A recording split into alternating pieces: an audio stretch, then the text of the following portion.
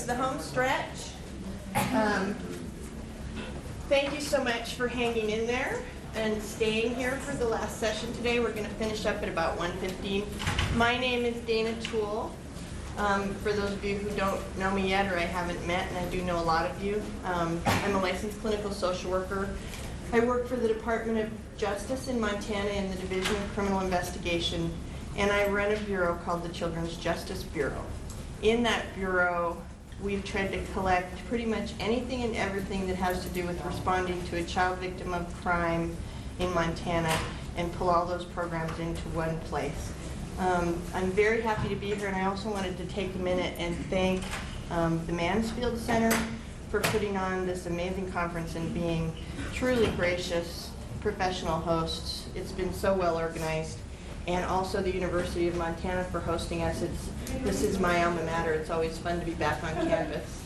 And the Seroptimists, because the Seroptimists are amazing. I met Diane about 1.5 years ago, maybe 2 years ago in Kalispell. Almost 2 years ago. Yeah. Almost 2 years ago. And I thought to myself, and should have known better, well, this is a good group and they've got a good idea, and boy, they've gone viral. So never doubt a group of citizens that wants to make a change, because that actually is what gets things done. And then this is Olson. Hey, thanks, Dana. Yeah, my name is Olson. I'm a prosecutor from the Montana Department of Justice. I'm also a special U.S. attorney for the District of Montana. And our bureau, we have a cadre of about 7 prosecutors in Helena that travel around the state and assist local county attorneys with cases either that are beyond their scope or that are a conflict of interest or that they just don't want to deal with in some cases. And I've also been tasked with being part of the human trafficking force. Those of you who saw Cindy Peterson and Dana Toole yesterday speak, I'm on that task force as well. So Dana's going to take the first half of this presentation and talk about indicators, and then I'm going to take the second half and try to dig more down into what are the criminal indicators in terms of what does it take to actually charge someone with a crime in Montana for what we might consider human trafficking. So there's been a lot of information the last 1.5 days, and what I'm hoping that Oli and I can bring to you today are some things that are actually a little more concrete, what to look for, and then how these cases get put together and prosecuted in Montana in our experience thus far, and in our neighboring states, because I think Oli has some information from some other jurisdictions too about how they did that. I also brought you some handouts, which I noticed there haven't been many, but if you guys, these are 2 different ones, so if you can have them make their way around the room. One of those is a handout about indicators of human trafficking, and another one is a handout about myths. And I know you've heard a lot about both of those things. The other thing that I wanted to have you all see today is something that my administrator, Brian Lockerbie, brought back from the College of Great Falls when he went up and worked with them a couple weeks ago. They had a class of students charged with putting together visual messages about human trafficking.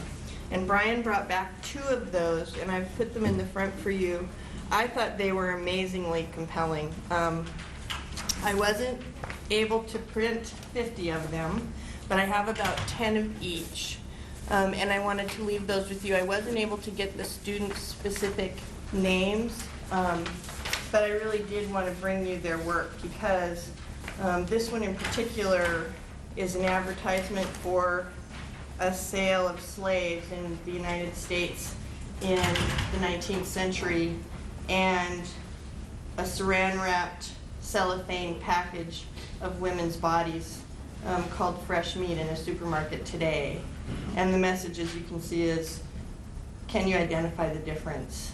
There is none. But both of these posters are really compelling, and I don't have enough for everybody, but if you'll just send them around and grab one if you really want to take one back. And if you contact me, we're working on getting the ability to produce those and get permission from the students and the professor to use those.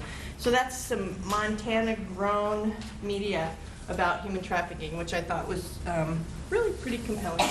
So I'm going to talk about indicators of human trafficking, and I'm going to emphasize perhaps a little bit more child sex trafficking, because, as I mentioned yesterday, child sexual assault is my area of expertise, so I tend to lean towards that.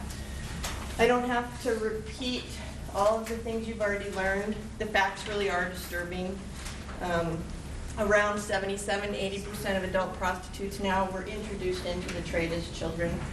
In the United States, the average age of entry of a child into sex trafficking, we think, is between 12 and 14. One of every 3 teens in the United States will be lured into prostitution somehow, or captured or conscripted within 48 to 72 hours, which makes it pretty scary when you think about the number of adolescents in Montana who are couch surfing, as we call it, or leaving their safe homes in the community to navigate out there alone. And as has been talked about a lot, the thing about a human being in trafficking is they are a living commodity that can be sold and resold and resold and resold. And I would emphasize to all of you something Dr. Farley touched on at the end of her last presentation. This is big industry. It is organized crime. And as community members, particularly here in Montana, where all of us are very engaged in our communities and feel empowered to make a difference in our community, please do remember that when we rescue or recover a person from human trafficking, we are taking away a commodity from someone who values that commodity a lot, and these folks don't mess around. So be really careful, because we're not very familiar with that in Montana. Also talked about a lot is how human trafficking victims don't self-identify. At the end of our last session, one of our law enforcement audience members actually said there were 2 teenage girls left Montana. Within a few days were contacted, had the opportunity to tell law enforcement in Utah that they were being trafficked and didn't do so. And then within 11 days, they were also stopped by law enforcement in Arizona, didn't self-identify. That almost exceeds understanding, doesn't it? That if you think of any one of you as being potentially conscripted into trafficking, you would think at the first opportunity you would self-identify and get some help and get out. And we know that they don't. They don't because the psychology of being trafficked is extremely complicated. And probably the easiest way to explain it is to say it is really similar to the Stockholm Syndrome, which, if any of you are familiar with that, the victims actually come to see their oppressors as their only option for remaining alive. And so all of their loyalty switches from themselves, their own physical safety, to being loyal to that oppressor, is probably the easiest way to say it. The way that traffickers groom their victims are numerous and complicated, but that's the end result. We also know that human trafficking, it can be one small call, one small report about something that looks suspicious that opens up a human trafficking investigation for law enforcement. So as Dr. Farley said and others this morning, please don't hesitate to make that call. So how is it done? You know, pimps are smart. And one of the things we're going to have to do to successfully combat trafficking is be smarter than they are. So they know where a vulnerable target is, whether it's a child or an adult. Anybody on the street, anyone with a substance abuse, anyone who may be struggling with a mental illness or have a cognitive delay is more vulnerable. We talked about our reservations over the last couple of days. We have some really strong tribal communities in Montana, and we also have on our reservations devastatingly severe poverty. And the combination of poverty and isolation really makes our Indian young people at particular risk. They also prey on people who may also distrust law enforcement or distrust the government, so that they already have that buy-in just at the outset that law enforcement is dangerous. It happens, we've talked a lot about that, truck stops, job sites, hotels. I was really interested to hear that 2 of the hotels responded in Missoula and came to the community education about human trafficking. It would be nice if we could get more than that, but that's a start. Massage parlors, we've talked about those. The internet, social networking, Craigslist, Backpage, My Red Book. Next week at the Child Abuse Conference at the Hilton in Missoula, one of our Internet Crimes Against Children officers, agents, and I are going to present specifically on child sex trafficking, and he's going to talk a lot about the mechanics of how this happens over the internet and how the girls are marketed, if you're interested in that. The bait. This is the scary part. We regularly get calls at the Department of Justice about how we could help prevent young people in Montana from ever being lured into trafficking. It's attention and flattery. It's the teenager who's mad at her parents. It's the teenager who maybe no one has ever said to her, you know, you're really smart, you're really pretty, you're a lot more grown up for your age than people think you are. There's nothing that makes a teenage girl happier than hearing that she's really more grown up than her age, because it's what they're all shooting for. Money. Kids who live in poverty maybe would like to have an iPhone or any one of the numerous gadgets, the technology, the pretty jewelry, the more fashionable clothes, the fashionable shoes, and the pimps will offer them the money or take them to get those things. Drugs and alcohol just run rampant through the whole trafficking industry. And then there are a lot of really twisted introductions into sex acts as they begin to lure a young person into trafficking. The sexual tryout. Kids in poverty and kids without a secure home base are more at risk. However, there really are no barriers. A young woman who is in a higher socioeconomic group is also at risk. And I don't think we should fool ourselves about that. There are national networks. So these guys are smart. They know where the money is. That's why the Bakken is a very hot area right now.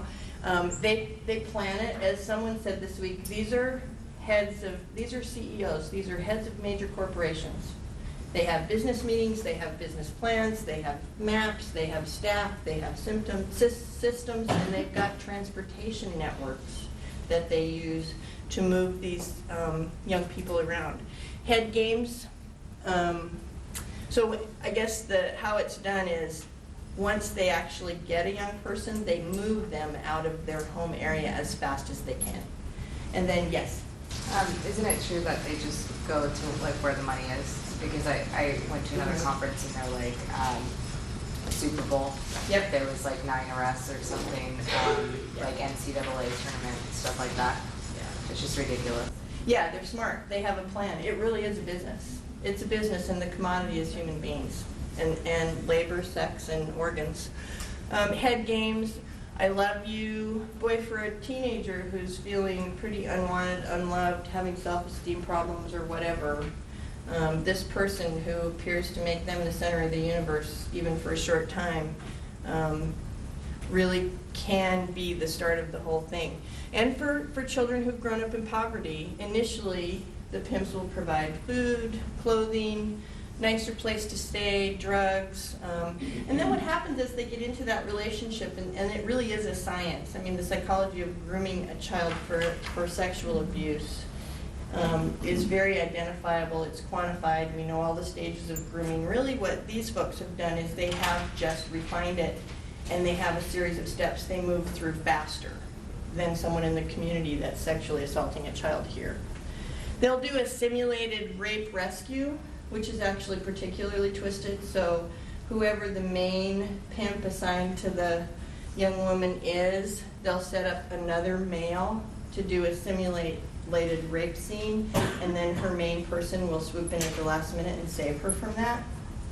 I mean, imagine the psychology of just beginning to, 1, break down everything else about this person's world, and 2, help you figure out who's going to keep you alive in this business.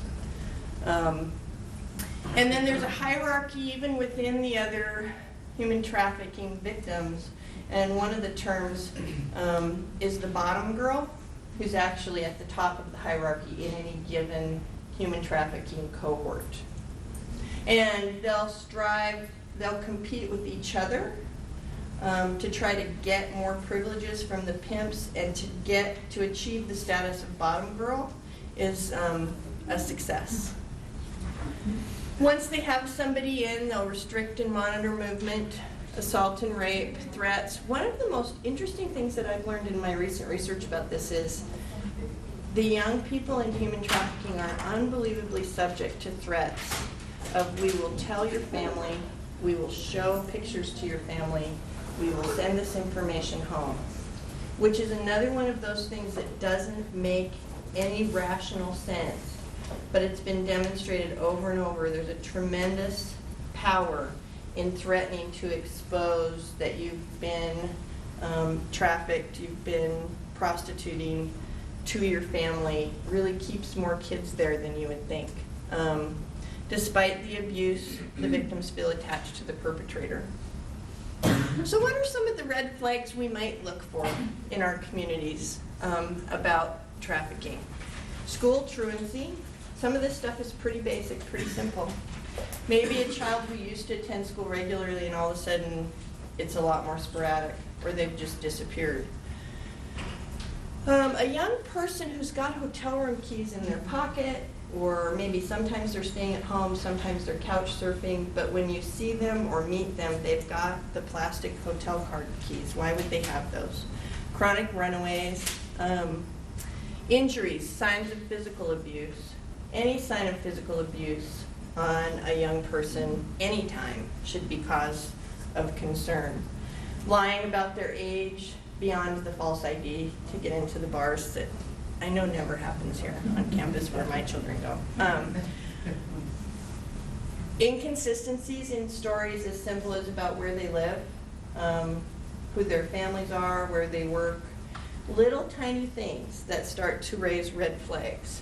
Signs of branding. One of the handouts that I passed around has got a number of different types of tattooing and branding on their bodies. Either invisible places, or one of the pictures on that sheet is inside someone's lower lip. Lots of times it's behind the ear, and sometimes on the back of their neck, right under their hair. So it's visible, but not necessarily on their face or their neck or their chest. Those were all pretty big red flags. This is an example. This is the back of someone's neck. This is on the shoulder.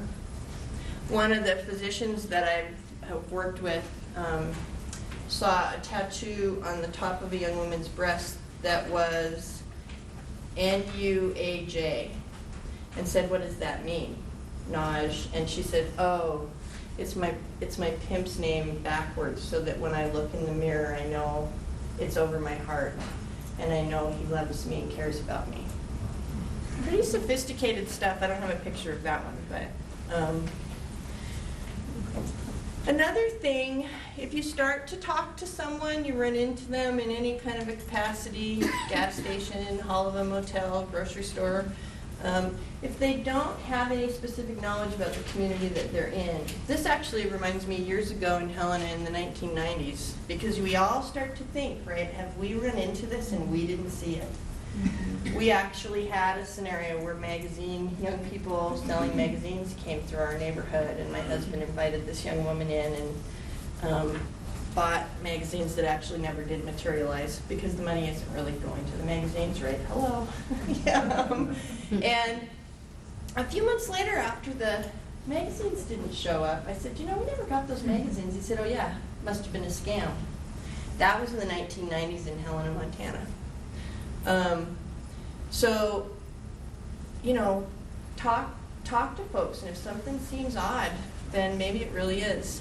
They may have a record that law enforcement could check, prior arrests, presence of an overly controlling or abusive boyfriend. This is in the medical community. If one of these young women or young men presents for medical care, oftentimes they'll have an older relative with them who will not allow them to be alone with the medical provider, will insist on staying in the exam room. The patient will tell the medical person that they want that person in there with them. That one's kind of a red flag. restricted or scripted communication, if they've really only got the same answer that doesn't quite match your question, if they don't know much or they pretend not to understand your questions. Demeanor, what I would say, just as a clinical social worker, is I think it could look like anything. I think you could see fear and anxiety, depression, submissive. You could also see really mouthy, aggressive kinds of people in this scenario. One of the things that's, now that I have human trafficking in my bureau, is my husband and I went to a resort this winter for a long weekend, and we've stayed there a ton of times over the years, but I had never really noticed before that the housekeeping staff didn't speak English. And I actually am not sure that that's not all that recent there. And so I asked one of the young women in the hallway one morning for something for our room, and she just said, 1 minute, 1 minute, I don't speak English, no English, and had to go into another room down the hallway to get a male to come out and talk to me who knew English, because I needed like shampoo. And of course I went back into the room and went, oh my God, I think this is human trafficking. You know, but I mean, really, how do we know it wasn't? And then in that scenario, who would I have gone to see to say, you know, your staff, where are they from? How did they get here? Where are they living? All those kinds of things. So one of the things that has come out recently, the APSAC, which is the American Professional Society on the Abuse of Children, has come up with guidelines for medical providers. And if you have to be an APSAC member to get the whole guide. But this information is starting to spread, and I would encourage any of you who are medical providers, mental health providers in your community to contact APSAC. They have a great website, and perhaps join and get their guide. One of the things that we're starting to learn is that it may be the medical providers that really are the front line. So for those of you who are medical providers, work in a medical setting in any capacity, or perhaps are in mental health settings, we're learning that a lot of human trafficking victims have got traumatic brain injury that's been undiagnosed and untreated. So in taking history, one of the things would be to ask about any time there was a loss of consciousness, anything about recurring headaches, which may of course be being medicated with all kinds of drugs. Hearing loss is actually a sign in a young person of a possible traumatic head injury. If they never had hearing loss before and they don't feel like, are you hearing as well as you used to, is a pretty benign question. But if as a provider you get that person in your office and they say, well, no, I have been trouble hearing, that could be an important clue. Facial or skull fractures, and anytime there's both eyes are black, all of that is potential symptoms of a head injury and a person who might be being trafficked. Sadly, and this was new learning to me a couple months ago, head, neck, and jaw problems run rampant in sex trafficking victims because of oral sex. And it needs to be assessed. Has it ever been hard to breathe? They ever had a time when it was hard to breathe for a few days? Could indicate that there'd either been a strangulation as part of a discipline or a sex act, or that there's something that's sore or injured inside their mouth. Does it hurt to chew? Open or close your mouth. Does it hurt to move your head? If you find these kinds of injuries or symptoms in a young person, it should be a pretty big red flag that something is going on. Another kind of screening question that could help surface some indicators about trafficking, anybody could ask these. A teacher could ask these, a social worker, a medical provider. Have you ever run away from home? How many times? Do you have a place to stay? With whom? Can you come and go as you please? Could get also at labor trafficking. Do you have to ask permission to eat, sleep, or use the bathroom? And sometimes, even if these questions sound suspicious to the person, coming from a medical provider, a mental health provider, they may not be as scary as they are when they come from the police. And you may actually get answers. Do you skip school? Are there pictures of you on the internet? If so, where? And this one, some of the medical providers at a conference I went to said, was where they started to find young women saying, yes, there are, and I'm absolutely terrified that my family is going to see them, even if they haven't lived with their family in years. That sense of shame is so powerful for these folks. Another set of screening questions from APSAC. Anyone forcing you to do anything you don't want to? Because these folks don't self-identify, we have to ask. And they're simple questions, they make a lot of sense, but if you don't ask, then they aren't going to tell you. Have you been touched or hurt? Do you have a boyfriend? How old is he and how did you meet?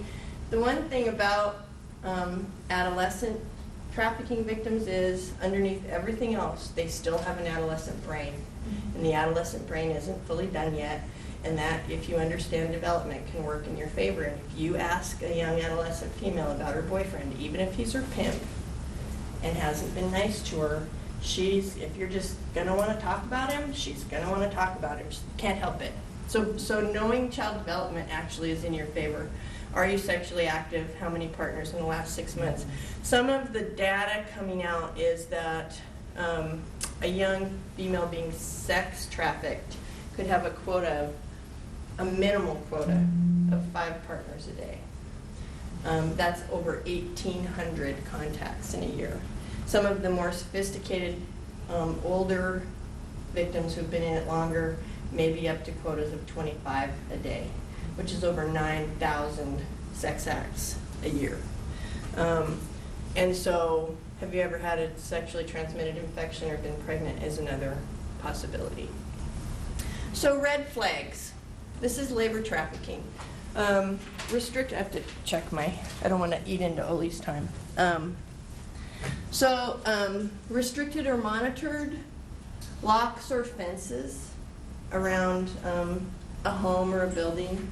Isolation, restricted or controlled movement. Living at the work site, right? Living in a back room. Being transported as a group. So if the same group of workers is always coming and going in the same van or the same car, what's that about? Withholding documents and pay. I think Oli's got a case study, the Comfort Inn and Suites one in North Dakota. Are you using that one? No.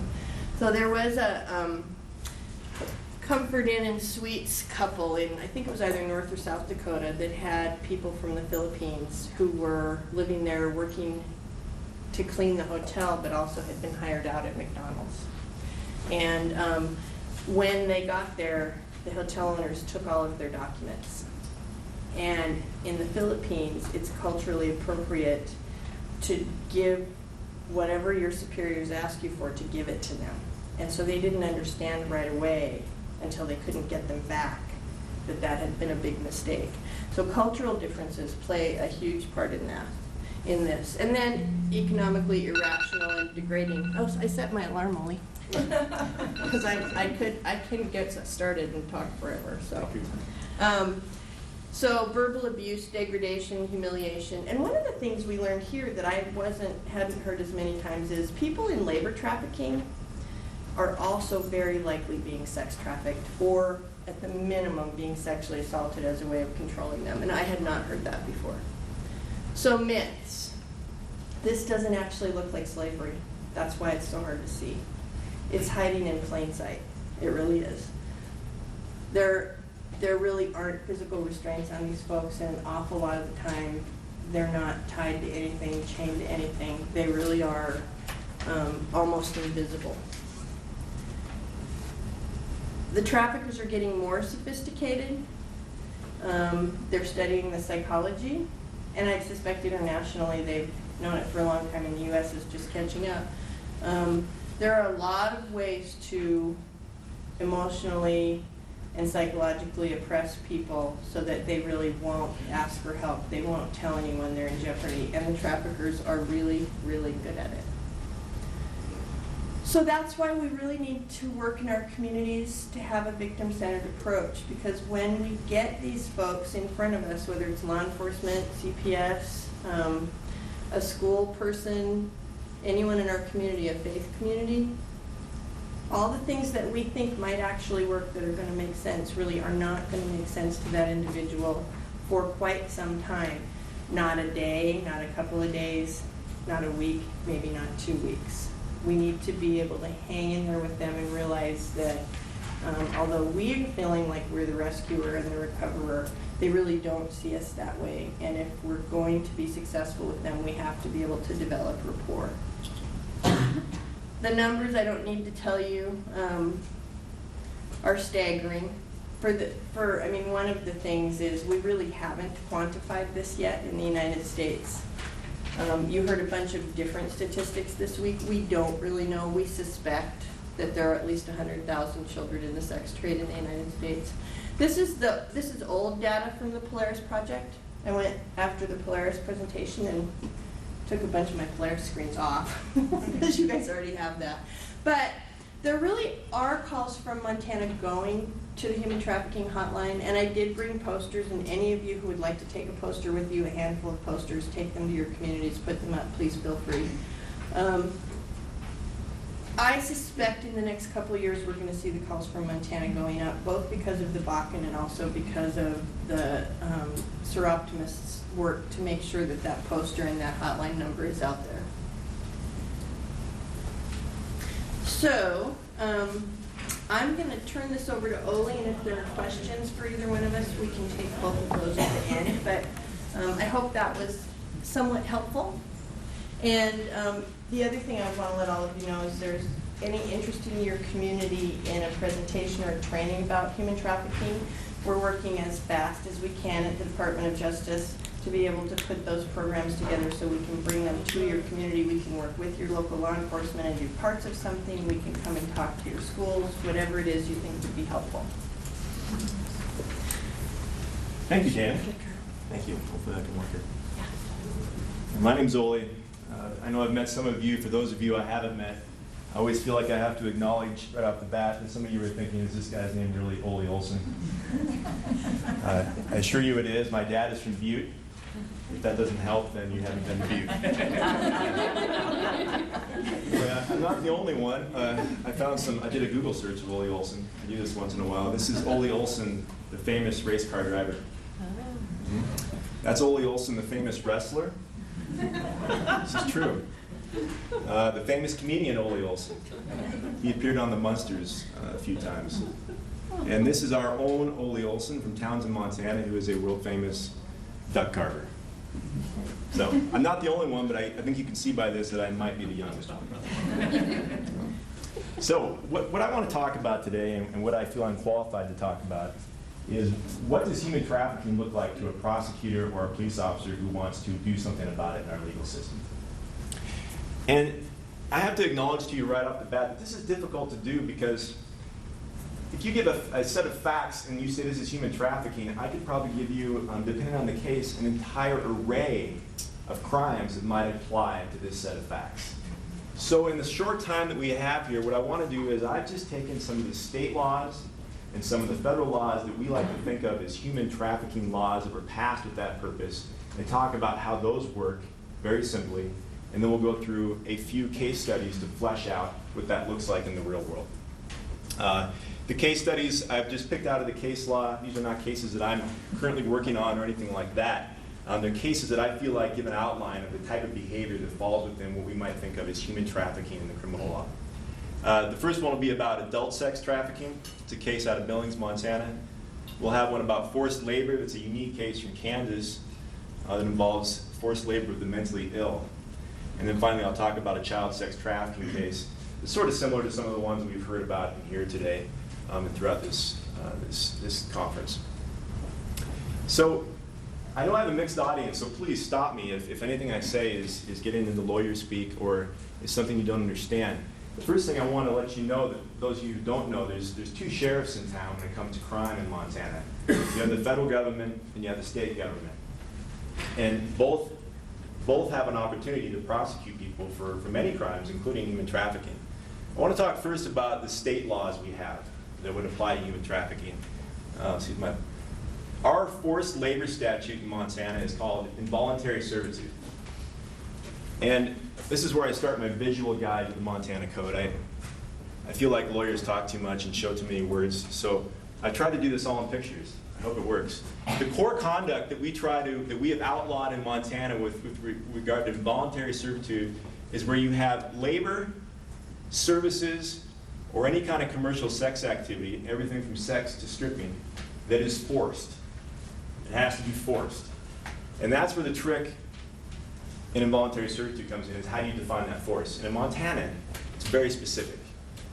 They name the type of forces. One type of force that would make you a person who's subjecting someone to involuntary servitude is if you force someone to do labor services or commercial sex through violence or threats of violence.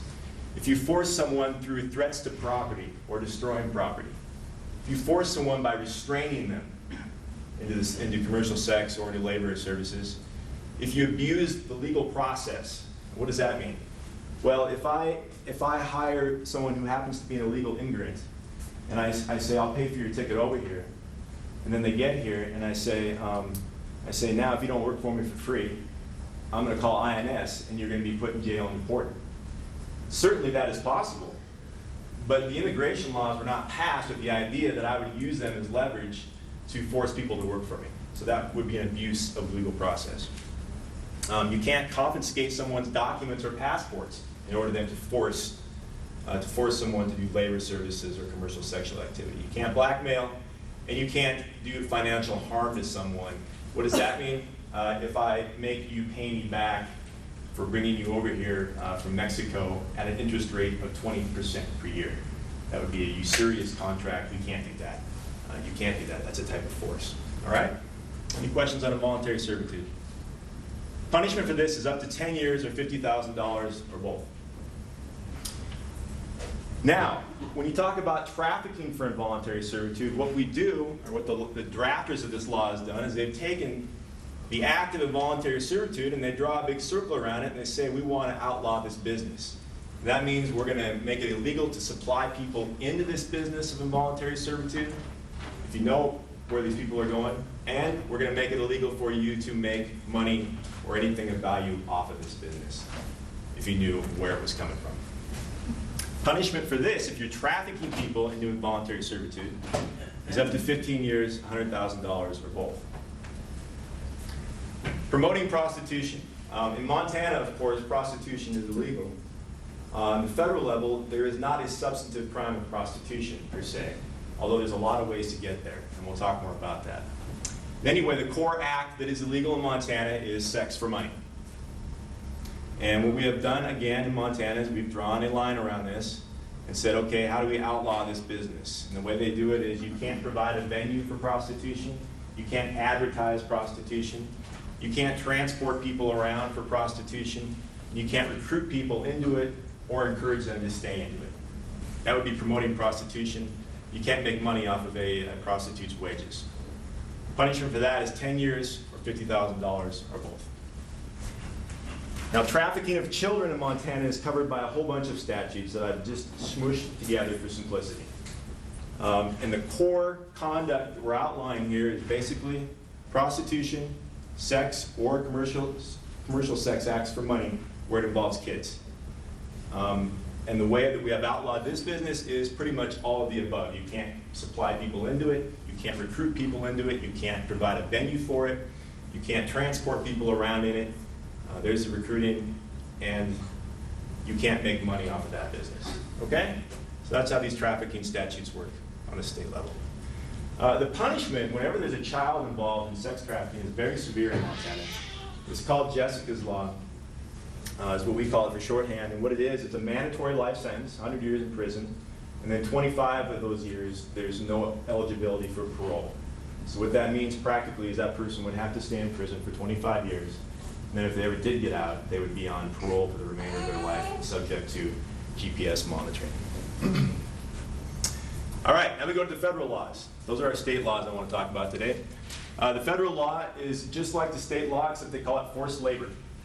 Same kind of conduct, with one important expansion. They have language in there that makes it illegal to coerce someone into forced labor. And you know, the language is sort of long, and I can read it to you if you want. But the bottom line is what it says is if a reasonable person in the circumstances of that worker or that person who's providing services or that stripper or prostitute would feel compelled to stay there because of the threats, no matter what they are, reputational, psychological, whatever, then that pulls people into the criminal liability for forced labor. Does that make sense? So it's just a little broader than the state statute, I believe. Punishment for this on the federal level is up to 20 years in prison and a fine. Same idea on the federal level. We have forced labor, which is outlawed. And then if you try to get people into it, if you're part of the supply chain of supplying people into this business, that is where we get into trafficking for forced labor. And that is punishable by up to life on the federal level. A lot more severe than our state statute, which I believe was up to 15. Okay, the sex trafficking is all covered by one statute, as far as you're concerned with what I'm talking about today on the federal level. There are tons. There are many different ways to get at this, especially on the federal level. But I'm going to talk about sex trafficking by force, fraud, or coercion in terms of trafficking adults on the federal level. The core activity that we're focusing on here is, remember I told you prostitution is not necessarily illegal on the federal level by itself. But what is illegal is when you add an element of force or coercion. So if you're coercing people to be prostitutes, if you're coercing them to get into commercial sex acts of any kind, that's where the federal statute will become involved. And like I said before, they have this coercion element in there that's very broad, which I think allows a prosecutor to go into court, and if you can just make the jury understand where this person was coming from, where this victim was coming from, and why they did what they did, then you could get a conviction. It just depends on how people understand this business, and how we can make them understand it in a court, which can be hard. Again, if you supply people into the business, if you transport them around it, if you recruit them, or if you make money off it, then that's going to be criminally liable under the federal statute. Punishment for this is up to 15 years, life, and a fine. Sex trafficking of children is basically the prostitution of children or encouraging children to engage in commercial sex acts. That is illegal by itself on the federal level. And just like all these ones I've shown you before, we've outlawed the business of it. Okay? If you entice them into it, if you supply people into it, if you transport people around, if you recruit them in, or if you make money off it. Quick question. Yes. What do you identify as a child? Is it under the age of 18? Yes. Okay, or 16? 18. 18, okay.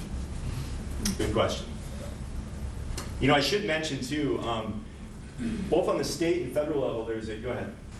I was just wondering, people that, have you guys had people that were actually part of the supply chain that didn't know they were, that actually got prosecuted, that not knowing they're part of the supply chain? Thank you for bringing that up. Whenever you prosecute someone or charge them with a crime, it's our burden, the state's burden, to prove that you knew what you were doing. We don't prosecute people for not knowing what they're doing. It's a little different in these cases in that you have to know you're trafficking people. Certainly have to prove that, but the law is set up so that if you happen to be trafficking children, the burden is on you to figure that out.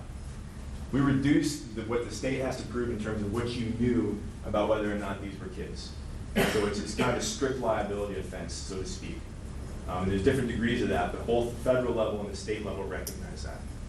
Does that make sense? So you don't necessarily, I don't have to prove you knew it was kids. It's your business to figure that out if you're going to be trafficking people. That's how the law is set up.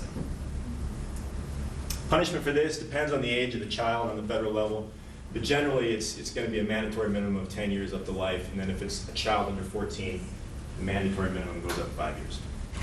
Okay, so I know that's a lot, but we'll go through it in some case examples and it'll flesh it out a little bit. Bottom line is, if you got your state and you got your federal laws, you got forced labor, adult sex trafficking, and child sex trafficking. And I'm sorry to break all these out, but this is how the law does it. I know that might not be perhaps a culturally accurate way to do it, or a factually accurate way to do it, but to understand the law, I think this helps. Forced labor, we got involuntary servitude on the state level. That's going to spill over into adult sex trafficking because it covers commercial sex acts like stripping, right? Same thing on the federal level. Forced labor includes some adult sex trafficking, and of course, what you normally think of as forced labor. Then we have promoting prostitution on the state level, covers both adults and children. And then we have trafficking children for sexual servitude, which, as I said, involves a number of different statutes. And then our federal statute covers adult and child sex trafficking all. All right. Any questions up to this point? Go ahead. When do you prosecute under the state and when do you prosecute under the federal? That's a really good question. And it's one that I think a lot of jurisdictions struggle with all the time. It's not exactly clear. Certainly in the ideal world, you would have a task force. And you would bring all these cases in and discuss them and decide on a number of factors which way it would be best to take this case, whether it be federal or state. One example is, well, if this involves a child and the state has a 25-year mandatory minimum, and we're looking at a lesser minimum in the federal court, and that would be appropriate in this case, then maybe it'd be best to take this on a state level. It's just factual. It depends on many, many, many factors. And that's why, because it's not clear cut, you'll sometimes see on TV, which is somewhat true in real life as well, some sort of turf battles over these cases. Okay? Does double jeopardy come into play? I understood that federal and state could be tried at both levels of it.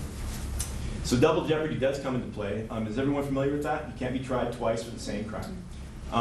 Unless you're military, then they can hammer you. Yeah. Well, the caveat is that the feds always have a play. I can convict someone on the state level, and the federal government can come in and convict them for the same exact thing because they are a different sovereign. The opposite is not true.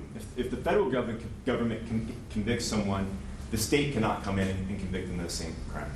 Okay? So we want to get the state to do it first and then the feds do it. Yeah, but I'll tell you, there's a policy on the federal level that if the state is taking care of it, they're not going to go after it in general. But they could.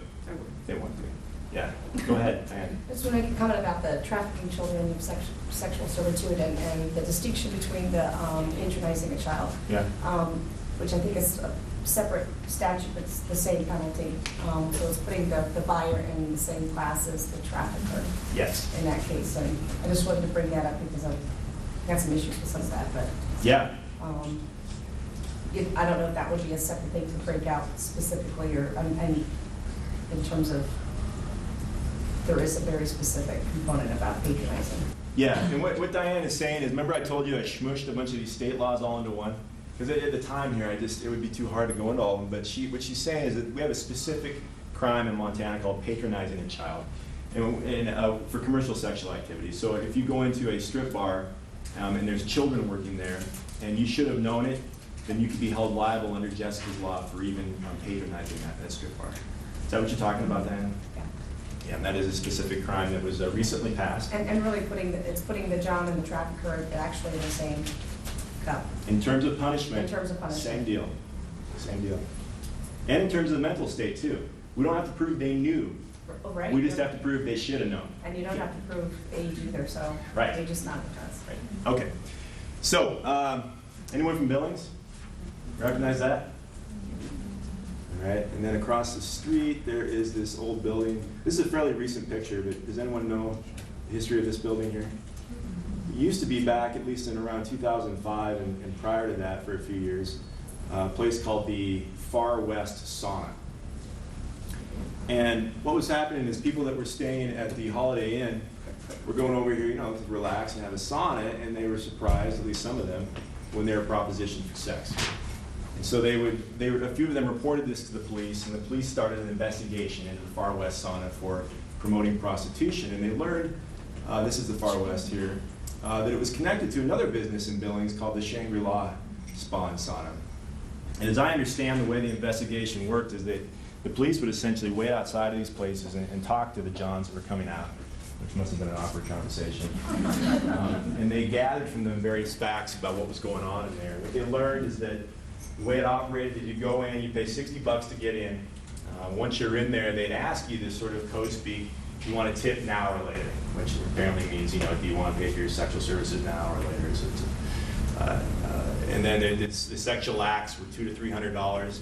And there was this woman that was spoken of called the Madam that made all the money from the massages and 50% from all additional sex services that were provided there.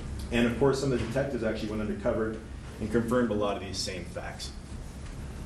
One thing they noticed is that on the credit card receipts from this business, the money was going to a place called the Anjona Corporation. And what you can do, of course, for any corporation in Montana is go to the state website and look at who's involved in it. And they learned that the president of the corporation was a woman named Young Suk McFarland, who went by Susie, and the treasurer was her husband, Greg McFarland. This is a picture of the McFarlands here, looking for a parking spot in Billings, actually, on their way to court, as it turned out. So based on all this evidence that they gathered, they executed a couple search warrants. One on the spa and the Far West Spa and the Shangri-La, and then one on the McFarland's residence. And these are just representative pictures. But what they found, especially in the residence, was lots of credit card receipts showing that this business was going on. They found logbooks, they found tally sheets, they found surveillance videos showing some of this activity. And specifically from some of the financial documents, including tax returns, they learned that what was going on is they were hiring these women as independent contractors. The majority of them were from Minnesota, and they were bringing them over to work in Montana. Okay? Those are the facts, at least, that were reported, on the appeal that I pulled this from. I don't know any more facts than that. So based on that, let's look at. Does anybody have any questions about the facts or anything to add if someone knows about this case? So based on that, let's start with the state level. Do we have involuntary servitude going on here? Are people being forced to work? What do you think? More than likely. More than likely, maybe, yeah. Could be, right? And I think where if you did charge this that way, where you would look at is that coercion, that broad coercion language, not on the state level because we don't have it, but on the federal level. And that is making the jury understand where this prostitute was coming from and why she felt compelled to stay there. And if the jury agrees that a reasonable person in that prostitute's position would have stayed there because of that and been coerced because of that, then you've got a forced labor crime. Okay, so possibly. Certainly promoting prostitution. These people are running a prostitution business. That's a state crime. There's no kids involved, at least in the facts that I know them. So those are the two crimes you would have there. Now what actually happened in this case is a good example of how many laws can apply to a particular crime. They were charged on the federal level, not with forced labor. They were charged with racketeering, which is a crime that's been around for a while, is I think often used against mafia, as I understand it. But what it means is it's illegal to travel in interstate commerce for an illegal purpose. And the illegal purpose in this case would be the state law of prostitution. I think they were also prosecuted for money laundering on the federal level. Interesting side note at their sentencing, and I'm an attorney, so I understand you got to come up with something, but this was their argument at sentencing, that McFarland said their prostitution business was an immaculately clean, tax-paying operation where consenting women practiced safe sex. Where's Dr. Farley? The judge didn't buy it. They got 13 months in federal prison. All right? Any comments, thoughts? Not enough. Not enough. Not enough. But you got them. Yeah. They got them. Yeah, they did. Where are they now? They did.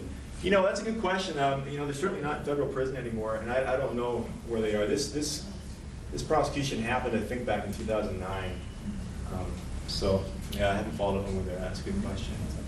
Weren't a lot of these minimums 10 years, 15 years? Right. They only did 13 months. Right. They were charged with racketeering. Yeah, see, they weren't charged under the forced labor statute. So that's why. Did they do it as a racketeering because they thought it was an easier case to prove? Could be, I don't know. I didn't charge it. There's a bunch of different reasons why they might have charged it that way, and I'm not privy to what those reasons were. When you look at federal and state law and your task force, is that how you would choose which way to go, the burden of proof? Is it different? Well, the ultimate burden of proof is the same. We always have to prove beyond a reasonable doubt all the elements of the crime. Right. So what might be different is the elements that we have available to us that we're going to have to prove. And that might be different under a federal crime or a state crime. So certainly that's one of the factors. Yeah, go ahead. I have a question about how you consider sex trafficking. How would you guys relate that to marriage trafficking? You know how people sell women to men here in the United States? Would you guys consider that the same kind of punishment for a child? Okay, that's a good question.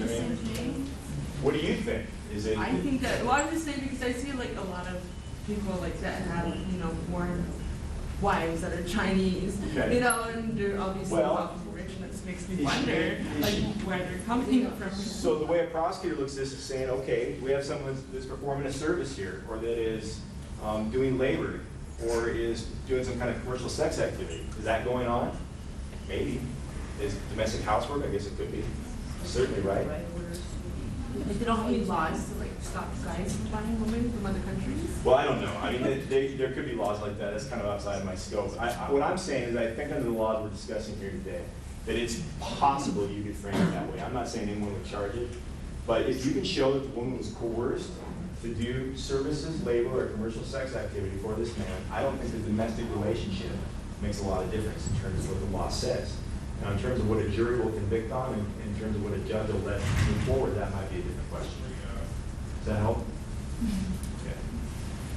Yeah. Okay, the Kaufman House. This is a forced labor case. I'm going to ask Dana to help me with my video here in a second. Yeah, go ahead. Do you know what happened to the women in that? I don't. I wish I did. I purposely picked up cases that I wasn't personally involved in. It's just dicey for a prosecutor to talk about those cases. So that's a good question. I'm sorry I don't. This is Dr. Arlen Kaufman and Linda Kaufman. Is anybody familiar with these folks? They ran back in the 70s, as I understand it, there was a sort of deinstitutionalization of the mentally ill. And they were part of this fallout from this. And they ran a series of, I think, 3 homes for the mentally ill that evolved into places where it was mostly people who had nowhere else to go. People with schizophrenia or schizoaffective disorders.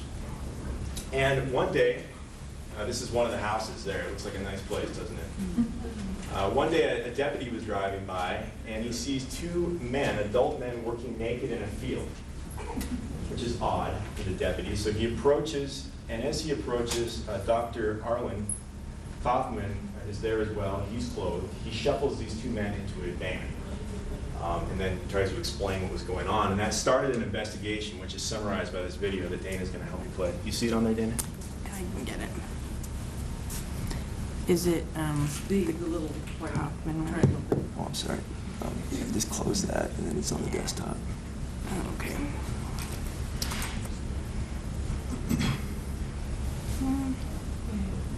That's it. This side is okay. For 2 decades, this house in Newton, Kansas was a house of torment and abuse. Well, the facts are clear. The Kaufman House, as prosecutors called it, was a house of horrors. What happened in this house was not a mystery to Kansas's Department of Social and Rehabilitative Services. Even though over a 20-year period, at least 12 reports were made to the state of Kansas of the terrible things that were happening there. 4 of those reports, 4 of them were from former residents. In '88, when I called SRS and I told them in detail what was happening. 20 years, nothing happened. What happened to me and my friends happened. But for years, the abuse suffered by residents of Kaufman House went unchecked. That's my whole cry for 18 years, because no one would ever. In the quiet community of Newton, Kansas, down this shady brick street, was a group house for mentally ill adults, but the patients were not treated. They were abused. Nancy Jensen lived at Kaufman House. Walking the sidewalk, it brings out memories of when I used to walk it all the time, either running away or going to the library or going to my church. Nancy described her experiences at Kaufman House, including being locked in a seclusion room without any clothes for weeks at a time. And I was in there one time for 3 weeks solid. And I think that's the hardest part of the house to see. Arlen and Linda Kaufman operated 3 group homes for mentally ill adults in Newton. But few people knew what happened behind the doors of Kaufman House. One time I was in there for 3 weeks and was totally naked, and he would come in there and talk to you. In my case, he talked to me about things about like when I was molested as a child, how it was my fault. Rocky Nichols, Executive Director of the Disability Rights Center, was involved in the investigation of the Kaufman case. He describes the condition at Kaufman House. Mr. Kaufman directed people to put things up, different orifices of them, had them touch themselves sexually, had them touch each other sexually. All the while, he was videotaping it. Armed with the information from Attorney General Klein, a lawyer from the Disability Rights Center, and a Newton police detective knocked on the door of Kaufman House, and the door opened. Now here's the miracle on this. Barb answers the door, opens the door, talks to them, tells them what she wants without any fear. That was their first listening. And once interviews began, it became glaringly apparent that what was feared, what appeared to be on the videotape, was not an aberration, but was a practice over a number of years. In fact, the videotape was dated, and that gave further evidence to the systematic abuse of these people with disabilities. That was the first kind of snowball starting to roll down the hill. And by the time it got to the bottom of the hill, it was a giant avalanche. And that avalanche of justice thankfully collapsed on top of Mr. and Mrs. Kaufman. So do you think that's human trafficking? Well, it was charged that way. And that's why I picked that case. I think it's a good example of sort of the outside edges of what might be considered human trafficking. I'll get to my, I don't know if you could hear that very well, but the basic allegations were that for whatever reason, I guess because that was what did it for him sexually, he would have these people labor in the nude on his farm. He enforced the rules around the house with physical abuse. There was threats to these folks that if they didn't like it there, they sure wouldn't like it at the state hospital, which was worse. He videotaped many of these sessions that he'd have with his patients, and the videotapes showed the patients engaged in sexual acts, and sometimes he would become involved as well. So what's clear is that he was using these people or exploiting them for his own sexual gratification. So the way you look at this then is say, okay, well, let's look at the forced labor statutes. Were these folks being forced to do a service, a labor, or some kind of commercial sex act? Yes. Yeah, I think so. Absolutely, both on the state level and the federal level, I think you can charge that. There was no prostitution per se. You know, certainly you could argue it, but I don't think it's a very good argument. There's no children involved that we know of. And that is in fact what happened. This was a Kansas case and was charged by the U.S. Attorney in Kansas.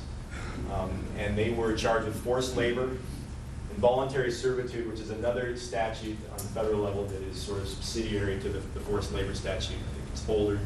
And multiple counts of healthcare fraud, because of course they were billing for all these services that they were giving to these mentally ill folks.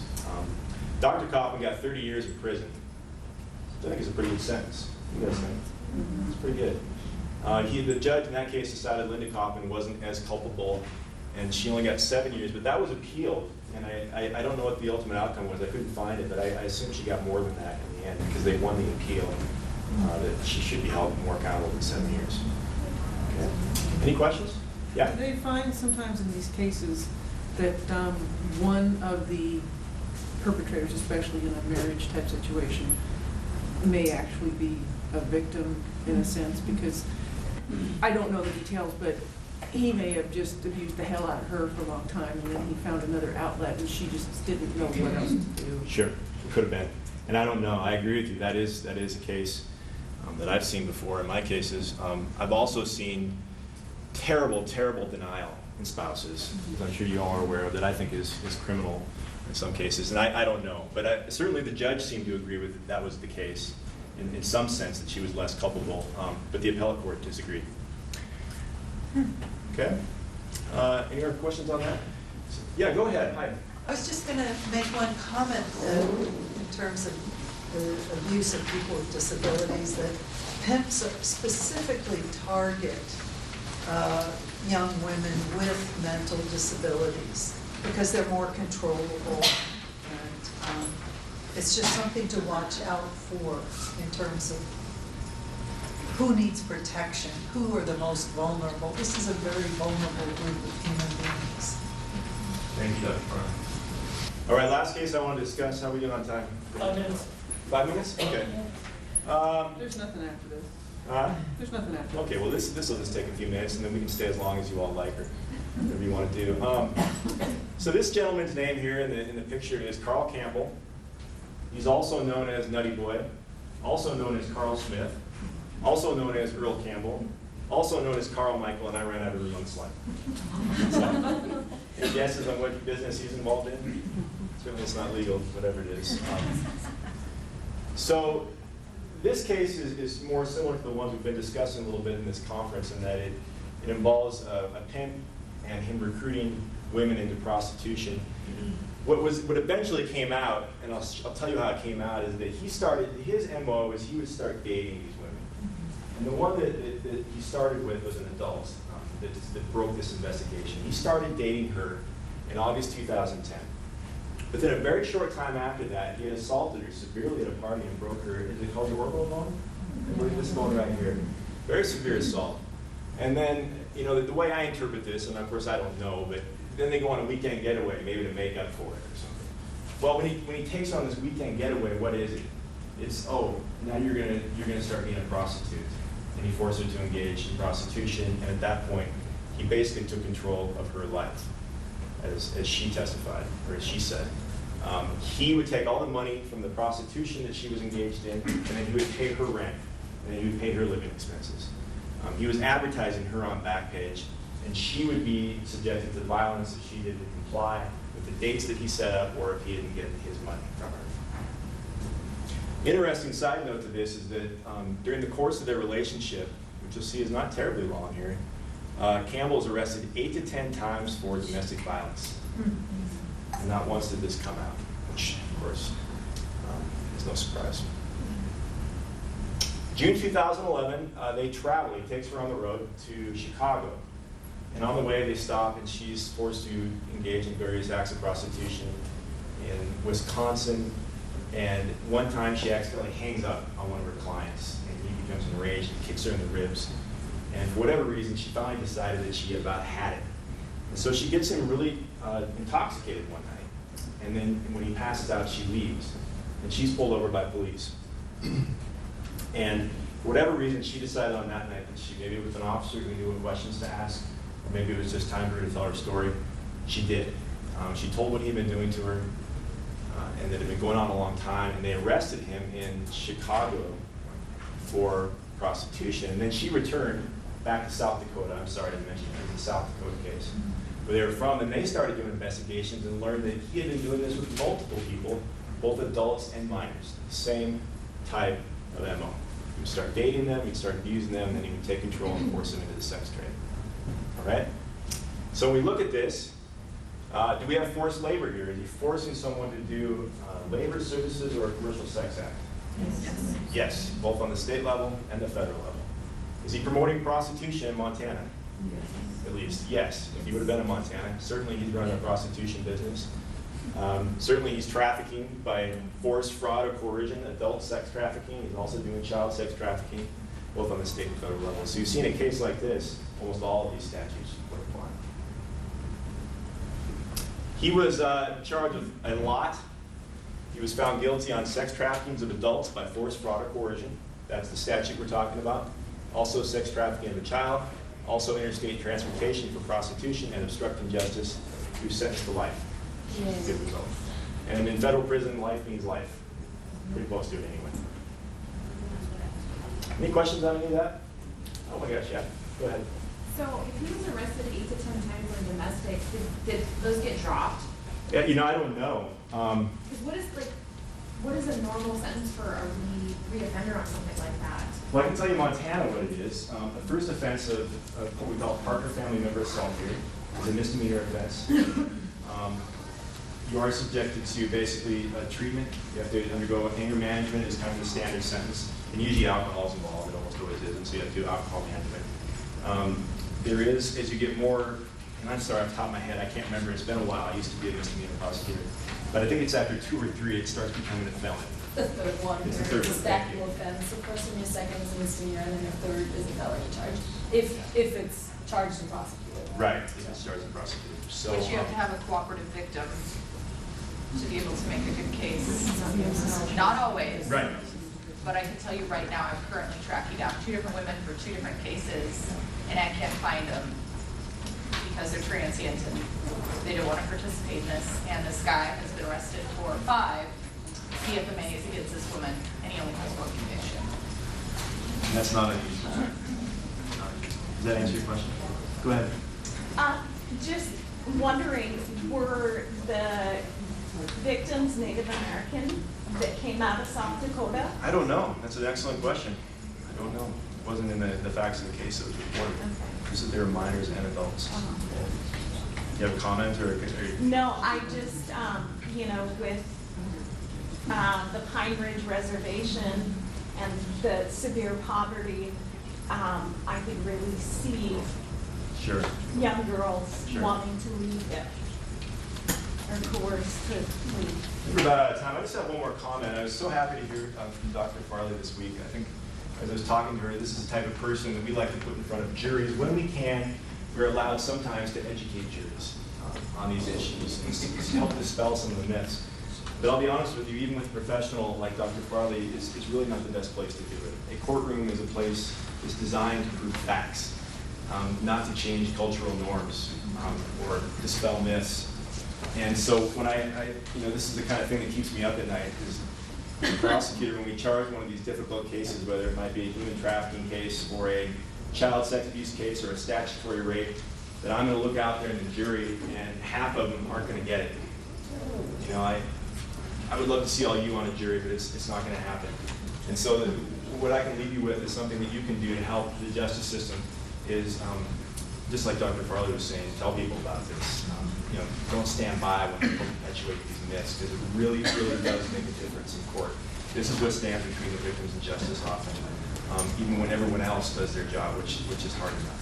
So I thank you very much for being here, and I wish you all the best of luck. If there's any questions, we'll hang around.